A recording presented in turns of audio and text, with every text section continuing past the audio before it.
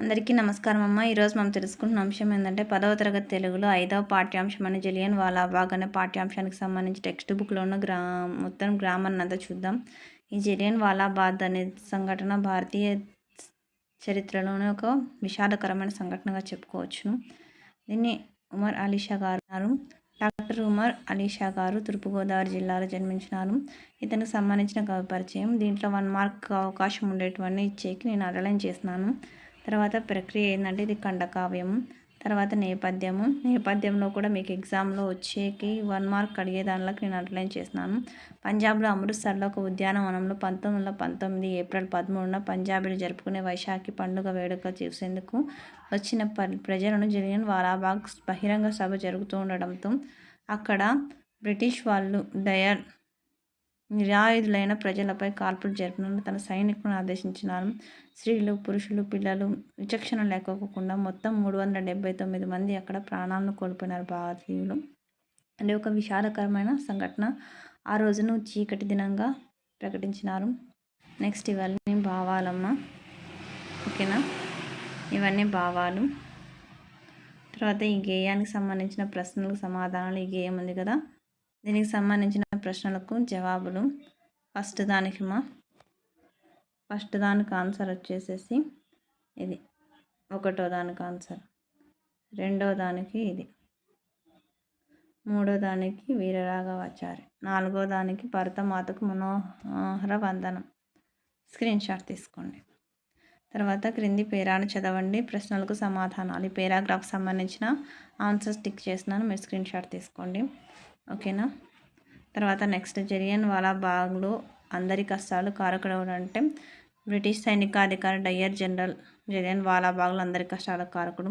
తిరుగుబాటు నడచడానికి బ్రిటిష్ వాళ్ళు తెచ్చిన శాసనం ఏంటంటే రౌలత్ చట్టం తీసుకొచ్చిన వాళ్ళు. తర్వాత 3వది ఆంగ్లేయులు బ్రిటిష్ వారు భారతీయులకు బానిసత్వాన్ని ఉగ్గుపాలతో పోసినారు. తర్వాత నెక్స్ట్ వ్యక్తీకరణ సృజనాత్మకతకు సంబంధించిన ప్రశ్నలు మీకు కావాలని నాకు కామెంట్ సెక్షన్లో తెలియజేసి నేను అప్లోడ్ చేస్తాను నోట్స్ కానీ. తర్వాత నెక్స్ట్ కాటకం అంటే కరువు. తర్వాత నెక్స్ట్ శ్వేత జాతి అంటే తెల్ల జాతి వారు, ఆంగ్లేయుడు తెల్లదొరలు. నెక్స్ట్ తులువ అంటే దుష్టుడు. నెక్స్ట్ రుధిరం అంటే రక్తం. ఇవన్నీ మీకు దానికి సంబంధించిన సొంత వాక్యాలు పక్కనే ఉన్నాయి, స్క్రీన్ షాట్ తీసుకోండి. నెక్స్ట్ క్రింది పదాలకు పర్యాయ పదాలను రాయండి అంటే పయోధరం అంటే మేఘం, అంబుదం, జీముదము, వారిదము. ఆర్తి అంటే పీడ, చింత, ఆక్రోశం, బాధ. రణం అంటే యుద్ధం, సంగ్రామం, పోరు, తర్వాత సమరం, సదరం. తర్వాత ఉదకం అంటే నీరు, సలిలం, అంబువు. తర్వాత హరి అంటే విష్ణువు, ఇంద్రుడు, సింహం. గజం అంటే ఏనుగు, 8 సంఖ్య గల. తర్వాత 3 గల కొలత. మోక్షం అంటే ముక్తి, విడుదల, చావు, గ్రహణం, కాలం, విడువుట. తర్వాత నెక్స్ట్ క్రింది పదాలకు ఉత్పత్తి అర్థాలు రాయనంటే నీహారం అంటే అగ్ని చేత మిక్కిలి హరింపబడినది, మంచు. తర్వాత నెక్స్ట్ పాతకం అంటే నరక కూపమునకు పడుతున్నకు హేతువైనది, పాపము. తర్వాత పానీయం అంటే పానీయం చేయబడినది, నీరు. తర్వాత కిరీటి అంటే క్రీడి.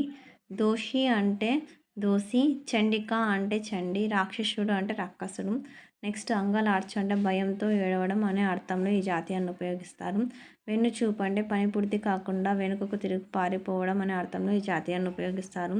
ఉగ్గుపాలతో పెట్టు అంటే చిన్నప్పటి నుండి పరిచయం చేసిన అలవాట్లను చెప్పే సందర్భంలో ఈ జాతీయాన్ని ఉపయోగిస్తారు.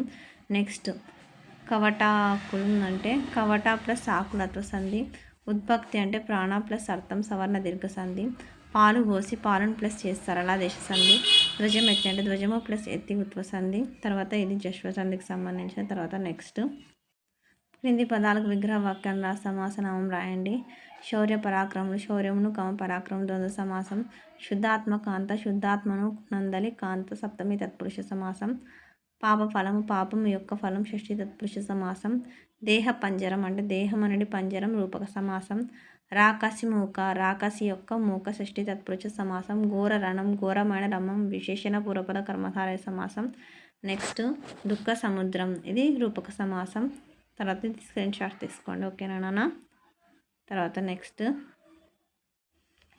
ప్రాజెక్టు పనికి సంబంధించినవి. ఓకేనా.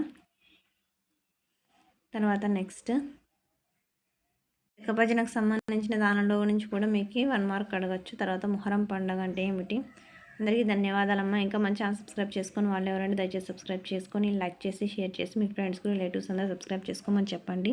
నా ఛానల్ సబ్స్క్రైబ్ చేసుకొని ప్రత్యక్షంగా, పరోక్షంగా సపోర్ట్ చేస్తున్న వాళ్ళందరికీ పేరు పేరున ప్రత్యేకమైన హృదయపూర్వక ధన్యవాదాలు.